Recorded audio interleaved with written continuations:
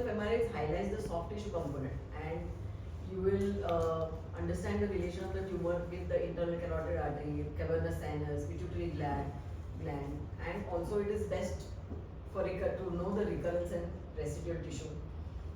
Involvement of the marrow space, intradural, there is intracranial involvement, but you want to know whether it is a dural involvement or it is extradural.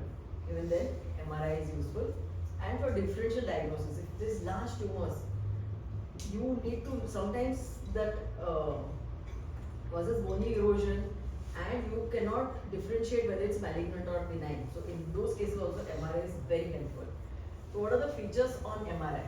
So it is low to ISO intense on T1 weighted, medium to high signal intensity on T2, and you can see intratumoral voids, that is a soft salt pepper appearance on the IV contrast, and it is intensely enhancing on intravenous contrast injection. Okay.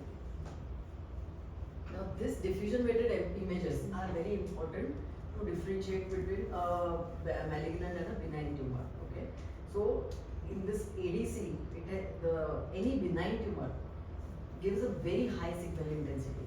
That is, there is less of, you can say, cell. Hypocellular tissue will give high ADC, high signal intensity of ADC, whereas very malignant tumors with hypercellular will give low ADC. Okay, so this tumor is malignant. Okay, because it has a low ADC, and this will be benign. Okay. So hypocellular will give high intensity on ADC map. Okay. Tumors with large extensions, tumors with intracranial or cavernous sinus involvement, relation with the carotid artery. You want to see whether it's the tumor is engulfing the carotid. You want to do you want to have a carotid Doppler during the surgery. You want to do the balloon occlusion test before you embark on this surgery. Whether the patient fails a balloon occlusion test, then you will have to be extra careful. You may have to leave behind the tumor there, think of alternative management. Okay, so it's important to know the relationship to the carotid, and of course for very large tumors. So this was just to show the marrow involvement. So you know that the marrow has fat within it. Okay, so fat suppressed images you have to see in the stir sequence. Okay, so fat suppressed normal pterygoid wedge should be hypo intense because it has a fat rich marrow. So when you have a fat suppressed images, the normal pterygoid wedge will be hypo intense, whereas involved pterygoid wedge will be hyper intense. Okay? That indicates the involvement of the marrow and indicates that you have to drill that bone so as to prevent recurrence. Okay? The same thing.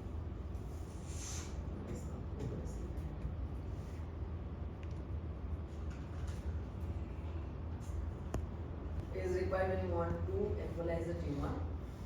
You want to see the vascularity, the blood supply, and the feeding vessels. To know what is the ICA supply, ECA supply, because you cannot embolize the ICA, so just the ECA supply can be embolized. So you see all the branches of the external carotid artery supply. Sometimes you have bilateral vascularity. That is important when you are doing the DCA to know the vascular supply. Also, and your staging of the tumor will help in thinking about embolize. You don't embolize all the tumors. Okay, so is a stage 1, stage 2 you won't embolize. But stage 3 onwards you will embolize. Okay. And also depending upon the vascularity of the tumor.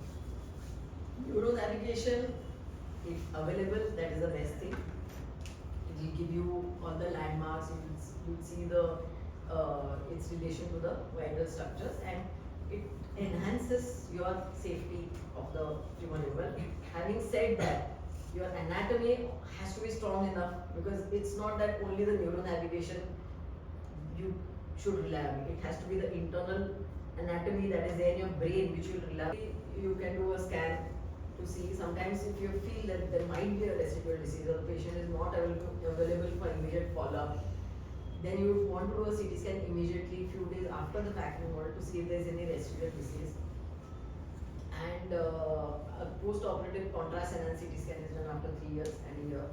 Uh, and then later 6 monthly and then after a year. And the patient is then, till 5 years you do the scans to see if there is any residual or recurrence, and then the patient can be off the follow-up protocol.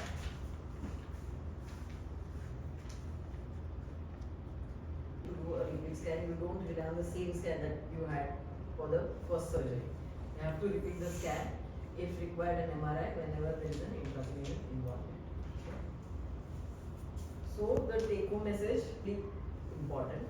You have to have a thorough knowledge of the skull anatomy to understand the radiological